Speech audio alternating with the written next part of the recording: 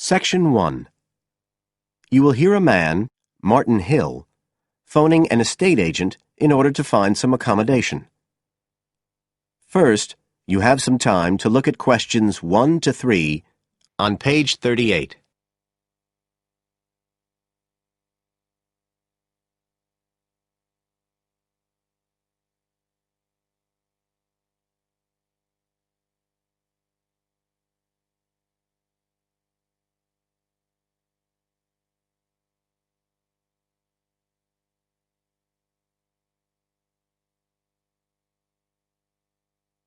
You will see that there is an example which has been done for you.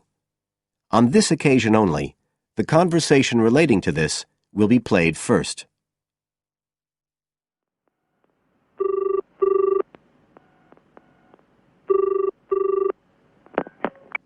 Hello, Brindle's estate agents here. How may I help you? Oh, good morning. I'm ringing to see what flats you have for rent at the moment. Right. Martin wants to rent a flat, so B has been circled as the answer. Now we shall begin. You should answer the questions as you listen, because you will not hear the recording a second time. Listen carefully and answer questions 1 to 3.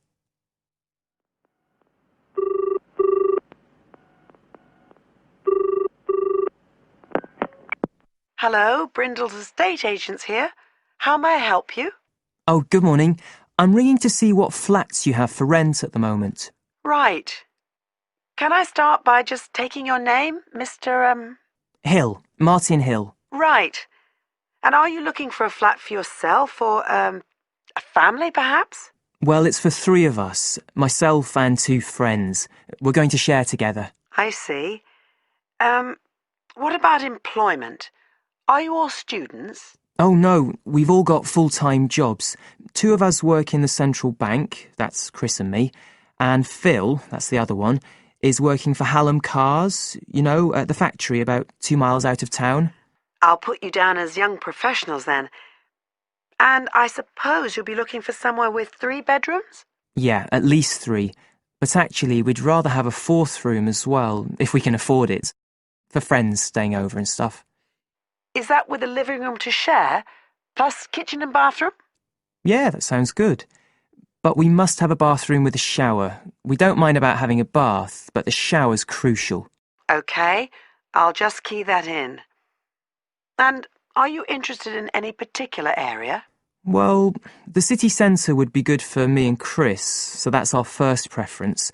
But we'd consider anything in the west suburbs as well, really. Actually, for Phil, that'd be better, but he knows he's outnumbered. But we aren't interested in the north or the east of the city. OK, I'm just getting up all the flats on our books.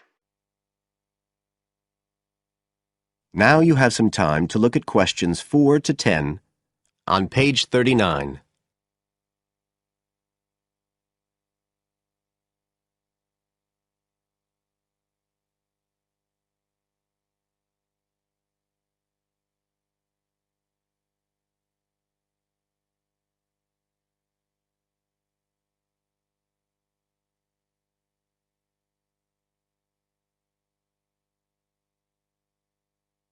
Now listen and answer questions 4 to 10. Just looking at this list here, I'm afraid there are only 2 that might interest you. Do you want the details? OK, let me just grab a pen and some paper. Fire away. This first one I'm looking at is in Bridge Street and very close to the bus station. It's not often that flats in that area come up for rent. This one's got 3 bedrooms, a bathroom and kitchen, of course, and a very big living room. That sounds a good size for you. So what about the rent? How much is it a month? The good news is that it's only £450 a month. Rents in that area usually reach up to £650 a month, but the landlord obviously wants to get a tenant quickly. Yeah, it sounds like a bit of a bargain. What about transport for Phil? Well, there'll be plenty of buses, so no problem for him to use public transport. But unfortunately there isn't a shower in the flat. And that location is likely to be noisy, of course. OK. What about the other place? Let's see. Oh, yes. Well, this one is in a really nice location, on Hills Avenue. I'm sure you know it. This looks like something a bit special. It's got 4 big bedrooms and, there's a big living room. And, oh, this'll be good for you, a dining room. It sounds enormous, doesn't it? Yeah, it sounds great. That whole area is being developed, and the flat's very modern, which I'm sure you'll like. It's got good facilities, including your shower, and of course it's going to be quiet, especially compared with the other place. Better and better. But I'll bet it's expensive, especially if it's in that trendy area beside the park. I'm afraid so. They're asking £800 a month for it. Whoa, it sounds a lot more than we can afford. Well, maybe you could get somebody else to move in too. I'll tell you what, give me your address and I can send you all the details and photos, and you can see whether these two are worth a visit. Thanks, that would be really helpful. My address is flat 5. That is the end of section 1. You now have half a minute to check your answers.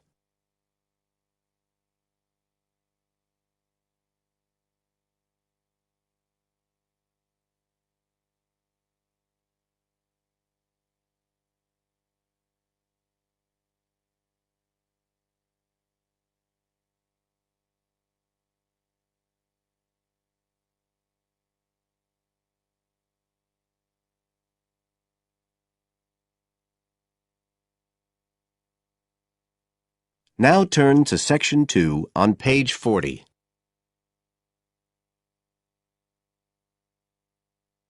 Section 2.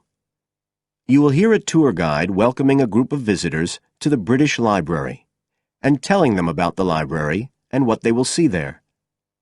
First, you have some time to look at questions 11 to 15 on page 40.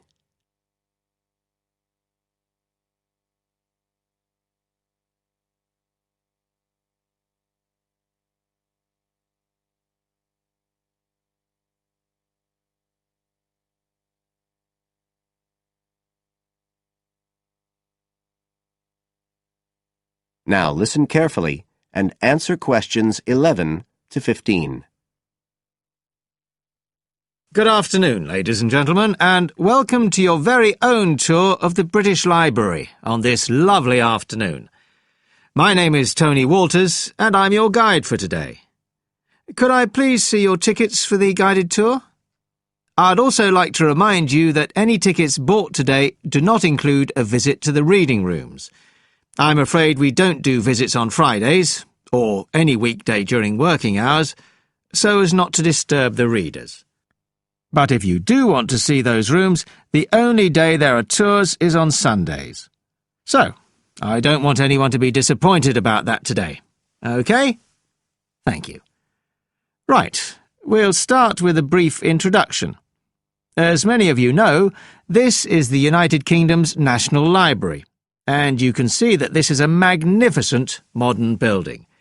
It was first designed by Sir Colin St. John Wilson in 1977, and inaugurated by Her Majesty the Queen more than 20 years later in 1998. As you can see, the size is immense, and the basements alone have 300 kilometres of shelving, and that's enough to hold about 12 million books. The total floor space here is 100,000 square metres, and, as I'll show you, the library houses a huge range of facilities and exhibition spaces. And it has 1,000 staff members based here in the building. So, you can appreciate the scale of our operation. In fact, this was the biggest publicly funded building constructed in the United Kingdom last century. It is still funded by the government as a national institution, of course, and it houses one of the most important collections in the world. The different items come from every continent and span almost 3,000 years. The library isn't a public library, though. You can't just come in and join and borrow any of the books. Access to the collections is limited to those involved in carrying out research.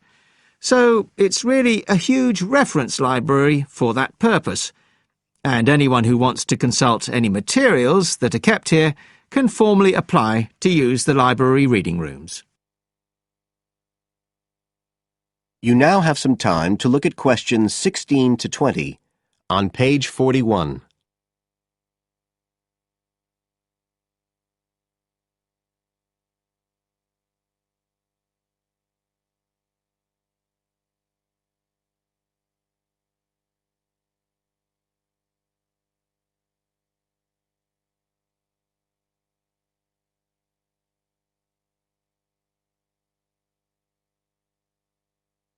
Now listen and answer questions 16 to 20.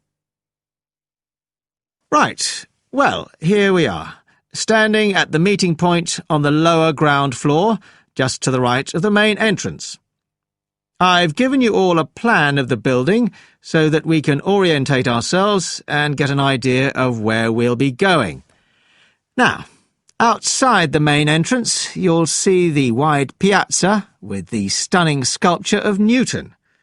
The sculptor was Paolozzi, but it's based on the famous image by William Blake, and it's definitely worth a closer look. On the other side of the piazza from the statue is the conference centre, which is used for all kinds of international conventions. We'll take a quick look inside at the end of our tour. Looking ahead of us now, you'll see that we're standing opposite the staircase down to the basement, where you'll find the cloakroom, and to the left of that, we have the information desk, where you can find out about any current exhibitions, the times of the tours, and anything you need to know, if you don't have a tour guide. As you can see, on this lower ground floor, we also have a bookshop. That's the area over to the left of the main entrance. You'll be free to browse there when we get back to the ground floor. Now, opposite the main entrance on this floor, we have the open stairs leading up to the upper ground floor. And at the top of them, in the middle of the upper ground floor, you can see a kind of glass-sided tower that rises all the way up through the ceiling and up to the first floor. This is called the King's Library. It's really the heart of the building. It was built to house the collection that was presented to the nation in 1823 by the King. You can see it from every floor above ground. When we go up there, you'll find the library's treasures gallery on the left. Can you find it on your plan?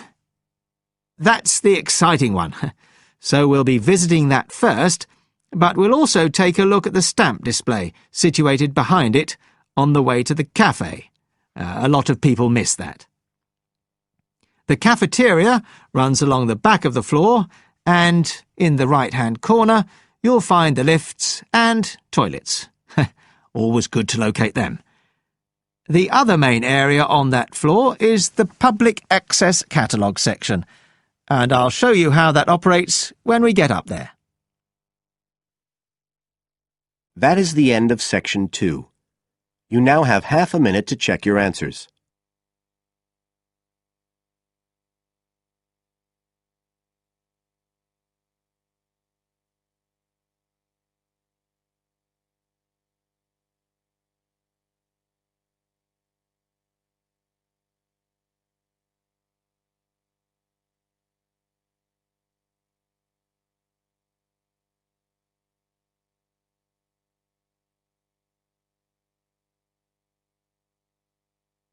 Now turn to section 3 on page 42.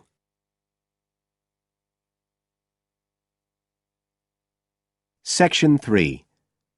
You will hear a conversation between a student, Dave, and his tutor about a project that Dave has done about work placements. First, you have some time to look at questions 21 to 25 on page 42.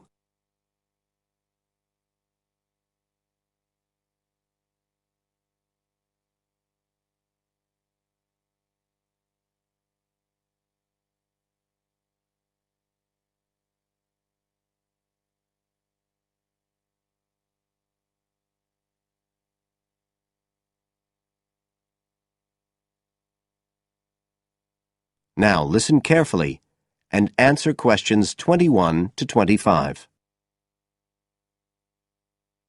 Good afternoon, Dave. Come on in and take a seat. Hi, Dr. Green. Thanks. Oh, hang on a minute. I'll just find the first draft of your project paper, and we can have a look at it together. Now, yours is the one on work placement, isn't it? Yeah, that's right. So what made you choose that for your project? Well, I suppose it was because sending students off to various companies for work experience seems to be such a typical part of educational courses these days. I mean, even school kids get to do it. But I felt everyone just kind of assumes it's a good thing. And I guess I wanted to find out if that's the case. But you don't look at schools or colleges, right? You've stuck to university placement schemes. Yeah, well, I quickly found that I had to limit my research. Otherwise, the area was just too big. Do you think that was okay? I think it's very sensible, especially as the objectives might be very different. So how many schemes did you look at? Well, I sent out about 150 questionnaires altogether. 50 of each to university authorities, students and companies. And I got responses from 15 educational institutions and 30 students in 11 individual companies. Great. That sounds like a good sample. And who did you send your company questionnaires to? Well, the idea was to have them done by the students' line managers. But sometimes they were filled in by the human resources manager or even the owner of the company. Right. I didn't find a full list anywhere, so I think it's very important to provide that, really. You can put it as an appendix at the back. Right. I've got a record of all the respondents, so that'll be easy. I hope other things were okay. I mean, I've already put such a lot of work into this project, identifying the companies and so on. Oh, I can tell. I think you've done a good job overall. You now have some time to look at questions 26 to 30 on page 43.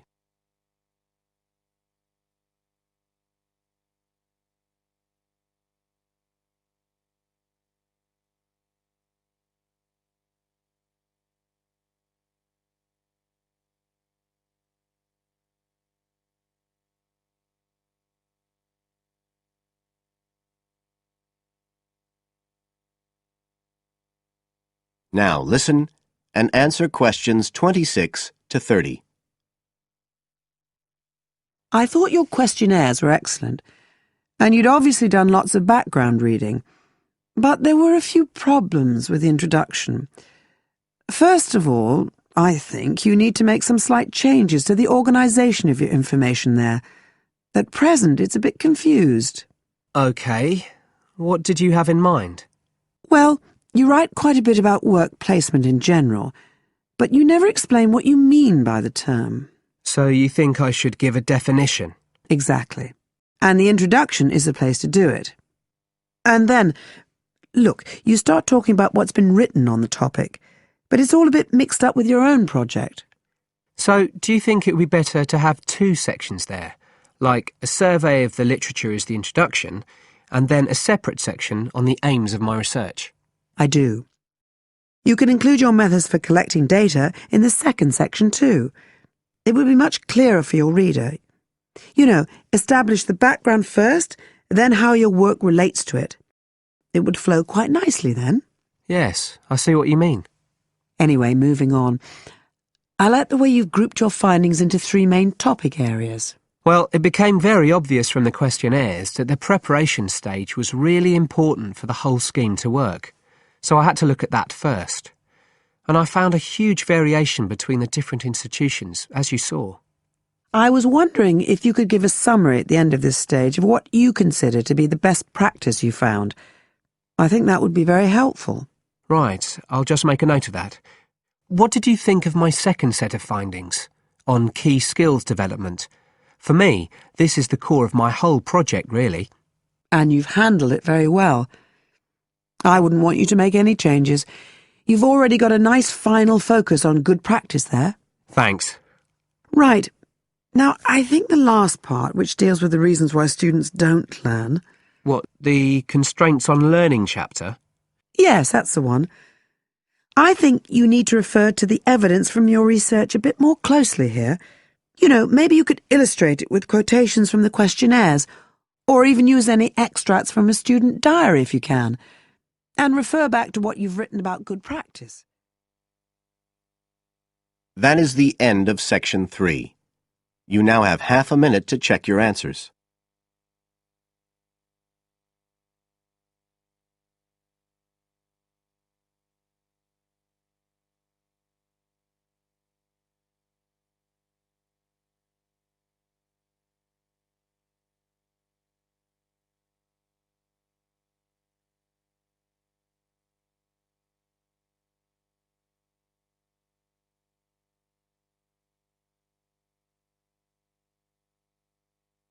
Now turn to Section 4 on page 44.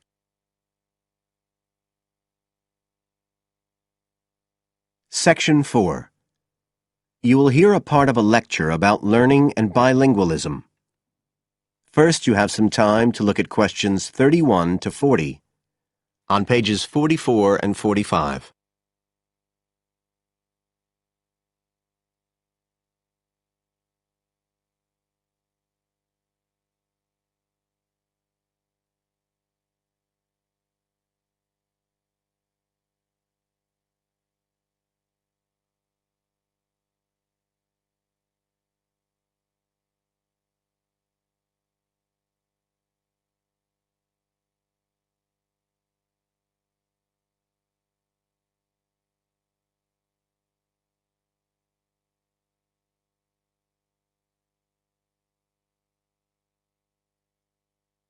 Now listen carefully and answer questions 31 to 40. When we look at theories of education and learning, we see a constant shifting of views as established theories are questioned and refined or even replaced, and we can see this very clearly in the way that attitudes towards bilingualism have changed. Let's start with a definition of bilingualism. And for our purposes today, we can say it's the ability to communicate with the same degree of proficiency in at least two languages. Now, in practical terms, this might seem like a good thing, something we'd all like to be able to do. However, early research done with children in the USA in fact suggested that being bilingual interfered in some way with learning and with the development of their mental processes. And so in those days, bilingualism was regarded as something to be avoided, and parents were encouraged to bring their children up as monolingual, just speaking one language. But this research, which took place in the early part of the 20th century, is now regarded as unsound for various reasons, mainly because it didn't take into account other factors such as the children's social and economic backgrounds. Now, in our last lecture, we were looking at some of the research that's been done into the way children learn, into their cognitive development, and in fact we believe now that the relationship between bilingualism and cognitive development is actually a positive one. It turns out that cognitive skills such as problem solving, which don't seem at first glance to have anything to do with how many languages you speak, are better among bilingual children than monolingual ones. And quite recently, there's been some very interesting work done by Ellen Bialystok at York University in Canada. She's been doing various studies on the effects of bilingualism, and her findings provide some evidence that they might apply to adults as well. They're not just restricted to children.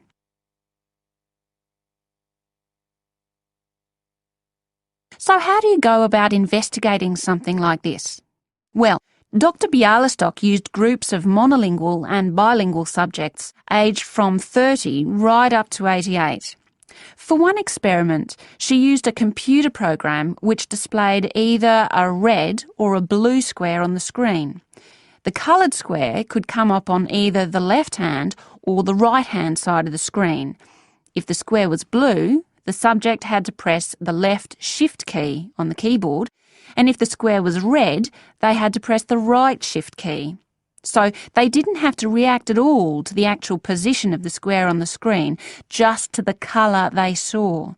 and she measured the subject's reaction times by recording how long it took them to press the shift key and how often they got it right. What she was particularly interested in was whether it took the subject longer to react when a square lit up on one side of the screen, say the left, and the subject had to press the shift key on the right-hand side.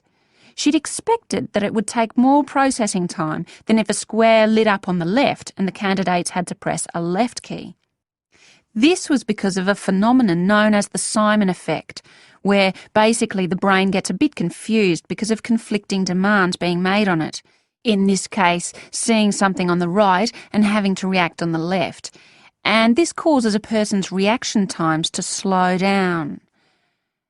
The results of the experiment showed that the bilingual subjects responded more quickly than the monolingual ones. That was true both when the squares were on the correct side of the screen, so to speak, and even more so when they were not. So, bilingual people were better able to deal with the Simon effect than the monolingual ones. So, what's the explanation for this? Well, the result of the experiment suggests that bilingual people are better at ignoring information which is irrelevant to the task in hand and just concentrating on what's important. One suggestion given by Dr. Bialystok was that it might be because someone who speaks two languages can suppress the activity of parts of the brain when it isn't needed. In particular, the part that processes whichever language isn't being used at that particular time. Well, she then went on to investigate that with a second experiment. But again, the bilingual group performed better. And what was particularly interesting, and this is, I think, why the experiments have received so much publicity, is that in all cases, the performance gap between monolinguals and bilinguals actually increased with age, which suggests that bilingualism protects the mind against decline. So, in some way, the lifelong experience of managing two languages may prevent some of the negative effects of ageing. So that's a very different story from the early research. So what are the implications of this for education? That is the end of Section 4. You now have half a minute to check your answers.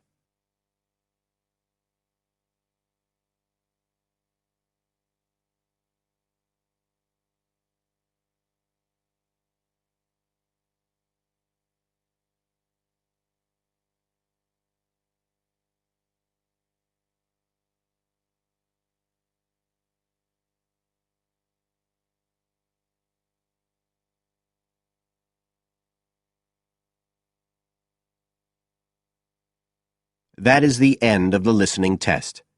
You now have 10 minutes to transfer your answers to the separate answer sheet.